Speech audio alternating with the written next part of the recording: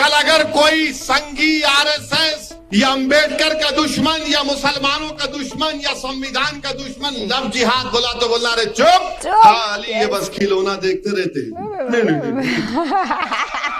मियाँ बुढ़ा हो गया दीवारा कूदना छोड़ दे। बीजेपी आरएसएस पर भड़के हुए ओवैसी जी ने लव जिहाद पर क्या किस्सा सुना दिया। लव जिहाद जब मैं वर्ड सुनती हूँ ना, इट्स टेरराइजिंग टू मी। डर लगता है सुनकर के भी कि कितनी मैनिपुलेटिव हमारी सरकार हो सकती है कि जिहाद जैसे अच्छे शब्द को गलत में तब्दील करके रख दिया और मर्डरर्स को उस नाम से बुला रहे हैं। लानत है। और वही चीज एग्जैक्टली कुछ जो कट्टरवादी अपने आप को मुसलमान क्लेम करने वाले नेम से एक मुस्लिम्स हैं वो कर रहे हैं, एक टर्मिनोलॉजी इंट्रोड्यूस करके। दैट्स कॉल्ड भगवा लव ट्रैप। भगवा केसरिया रंग जो संत महात्माओं की तपस्या को दर्शाता है, उसको आप एक ट्रैप से कोरिलेट कर रहे हो। बड़ी दुखद बात है जी। हे हाय हेलो नमस्ते जी, सत श्री अकाल, अस्सलाम वालेकुम। मैं निधि शर्मा इंडिया से, और आज पहली बार जिंदगी में असदुद्दीन ओवैसी भाई साहब को लव जिहाद पर कुछ बोलते हम सुनने जा रहे हैं। And I genuinely was thinking about it, क्योंकि ये एक बहुत ही बड़ा मुद्दा बन चुका है और इस पर्टिकुलर टॉपिक पर देश के नेताओं को खड़े होकर के स्पष्ट शब्दों में क्लियरली बता देना चाहिए, जता देना चाहिए कि what it is exactly and how we should stop doing it. We need to get free of all these terms as soon as possible यार। चलिए इंशाअल्लाह, होप फॉर द बेस्ट। फिलहाल असद सर को सुन लेते हैं, उसके बाद हम हमारी तफसीली गुफ्तगू करेंगे, प्यार भरी मोहब्बत नुमा। कल अगर कोई संघी आरएसएस या अंबेडकर का दुश्मन या मुसलमानों का दुश्मन या संविधान का दुश्मन लव जिहाद बोला तो बोलना रे चुप नहीं मालूम, पढ़ते नहीं ना, खाली ये बस खिलौना देखते रहते। नहीं। ओल्ड सिटी के हैदराबाद की जबान वो बोलते मियाँ बुढ़ा हो गया दीवारा कूदना छोड़ दे।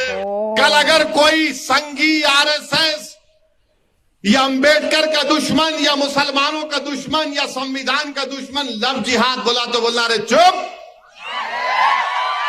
अब सुनो, ये एक आदमी का नाम था आपटे,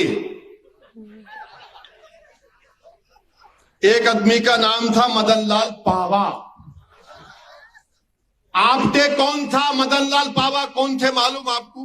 आप बताइए। नहीं मालूम, पढ़ते नहीं ना, खाली ये बस खिलौना देखते रहते। नहीं।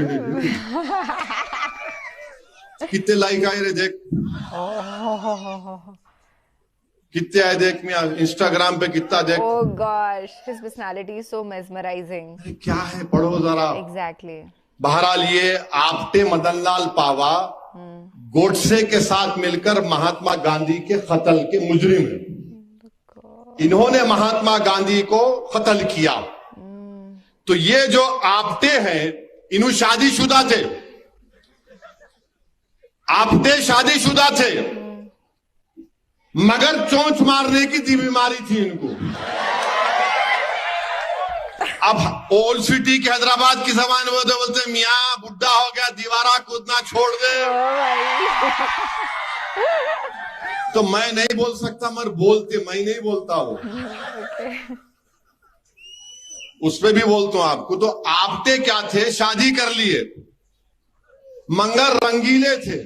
अरे भाई। तो आपटे क्या करे, एक क्रिश्चियन बच्ची थी, उसका नाम मनोरमा था। अरे उससे इश्क में मुब्तला हो गए। शादीशुदा थे, उससे रंगरलियां मना रहे थे। I hate this. उन्होंने बंबई में पढ़ते थे तो इन्हों जाके इनको चौपाटी पे लेके जाते थे, बैठ के पिक्चर देखते थे। बहुत बार, अब नहीं बोल सकता, 12 लंबी कहानी है उनकी। और इसको बोल के गए कि मैं दिल्ली जा रहा हूं, बोले नहीं कि गांधी को मारने जा रहा हूं, मैं दिल्ली जा रहा हूं, फिर बाद में आता हूं, अपन फिर मिलेंगे। दिल्ली गए और गांधी को मारने से पहले अपने माँ बाप की पसंद की बच्ची को भी देख के आए कि इससे शादी करूंगा। उसको ले जाके साड़ी भी दिए। अब इसको क्या बोलते बोलो, शादीशुदा है, कैरेक्टर ढीला। और फिर आप एक से इश्क लड़ा रहे हैं, उसको भी धोखा, और जाके तीसरी को बोल रहा मैं तेरे से शादी करूंगा। भैया कैसे। और फिर गांधी को कत्ल करने के बाद वापिस आकर मनोरमा के साथ मनोरमा कर रहे थे। तो जब उसको पुलिस जाकर बोली कि ये आपटे है, पापी है, ये गांधी का कातिल है, तो मनोरमा ने कहा, यकीन नहीं आया उसको। उसने कहा कि इस फोन पर ठहरो, उसका फोन आने वाला है। फोन आया तो उस वक्त की पुलिस को मालूम हुआ कि आपटे एक जगह पर है, वहां जाकर आपटे को पकड़ लिए। अब इसको क्या बोलेंगे बीजेपी वाले, इसको क्या बोलेंगे बीजेपी वाले, बोलो।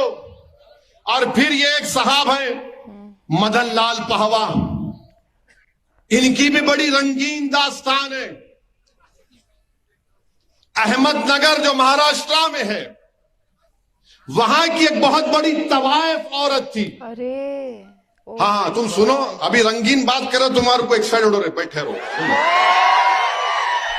ये मदन लाल पावा साहब अहमदनगर में थे, तो इनको वहां पर एक तवायफ की बेटी थी।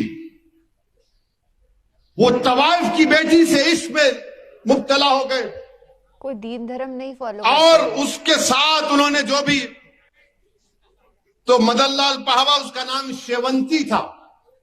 क्या नाम था उसका? शेवंती। ये मदन लाल पहवा भी गांधी के कत्ल में मुलविस थे। ये रेफ्यूजी थे पाकिस्तान उस वक्त के, वहां से आए थे। गांधी के कत्ल के बाद जब इनको गिरफ्तार किया गया, तो ये शेवंती, जिसने कसम खाई थी कि मैं तवायफ की तरह जिंदगी नहीं गुजारूंगी, मैं मदन लाल पहवा के साथ शादी करूंगी, उसका दिल इतना टूटा कि वो अपनी मां की तरह तवायफ बन गई। ये वो लोग हैं, अरे ये लोग धोखा देने वाले हैं। एग्जैक्टली ये लोग गंदे लोग हैं बहुत। और 1988 में शेवंती की मौत हुई। अब आप बताओ, अच्छा ये मदन लाल पहवा गांधी के कत्ल में सजा हुई, फांसी नहीं हुई थी, छूट गए। 64 में छूटे, तो 64 में छूट गए तो लैला के पास जाना ना, देखो मैं आ गया, नहीं सही बात है, नहीं गए, शादी कर लिए। इन्हों आके हमको आईना दिखा रहे, अरे तुम्हारी तारीख को जानता हूं मैं, तुम्हारा शिजरा खोल सकता हूं पूरा। अब खाली 2 एग्जाम्पल दिया हूं, अगर और दूंगा तो बहुत तकलीफ हो जाएंगी बीजेपी संघ परिवार वालों को। अब आप हमको बोल रहे लव जिहाद। अच्छा, वो एक भोपाल का मजे का किस्सा हुआ, पढ़े अखबार में? नहीं पढ़े? नहीं पढ़ते तुम लोग? खैर मैं ही पढ़ा। वो एक बीजेपी की एमपी है मोहतरमा, उन पे बहुत बड़ा वो मालेगांव का मुकदमा चल रहा। तो एक बच्ची के अम्मा बाबा उनको जाके बोले, मैडम हमारी बच्ची किसी के इश्क में मुब्तला हो गई। तो उन्होंने बोले उसका एक ही इलाज है, उसको ले जाकर केरला पिक्चर दिखाएंगे।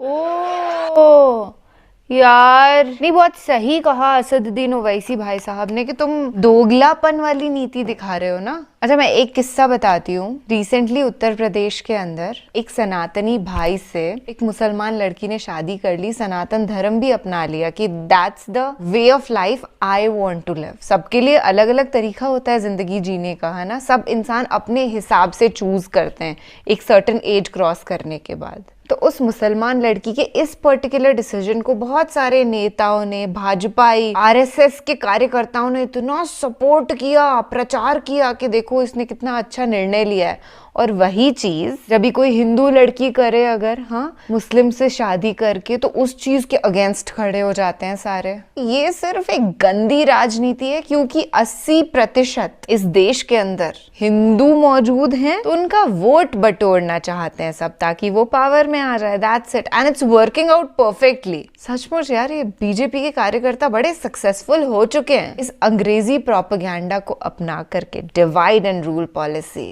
ग्रेट फॉर देम, पर हमारे लिए ये उतना ही उल्टा काम कर रहा है बॉस। लोगों के दिलों में नफरतें बढ़ती चली जा रही हैं। अभी जो लोग बचपन से अच्छे माहौल में रहे, सेक्युलर रहे हैं, हिंदू मुसलमान आपस में दोस्त रहे, उन लोग के दिमाग में ये गंदगी पैदा नहीं हुई है। पर जो ऐसी सोसाइटीज, कम्युनिटीज में रहे जहाँ पे ज्यादा एक्सपोजर नहीं मिला, वो जो इनोसेंट हिंदू हैं और इनोसेंट मुस्लिम्स हैं, वो सोचते हैं कि दूसरी कम्युनिटी, दूसरा धर्म खराब है, गलत है, जबकि ये असलियत हरगिज नहीं है। और जब तक देश के ये हालात बेटर नहीं हो जाते ना, हम तो ये वीडियो बनाना, कभी ये सिलसिला कायम रहने वाला है बॉस, नहीं छोड़ेंगे। सच के लिए, हक के लिए आवाज उठाना हमारा कर्म है, वो हम करके रहेंगे। बाकी अल्लाह सुभान व तआला है हमारे साथ, और उनके होते हुए हमारा कोई बाल भी बांका नहीं कर सकता। Do you believe in these words? बताइएगा जरूर, हाँ, क्योंकि आप फैमिली हैं, we are YouTube family, we are all connected. एक दूसरे की राय जानना बहुत जरूरी है। चलिए, अच्छा लगा मुझे असद सर का ये स्पीच, और इन्होंने कहा ना कि ऐसा जो भी सब करते हैं वो संविधान के अगेंस्ट हैं। बिल्कुल, वेरी ट्रू। और हम संविधान के साथ हैं, एकजुट हैं, और हमेशा रहेंगे। So take care my dear friend. आप अनमोल हैं, कीमती नहीं, अनमोल। ख्याल रखिएगा अपना और अपने सभी घर वालों का। अल्लाह निगहबान। अल्लाह हाफिज।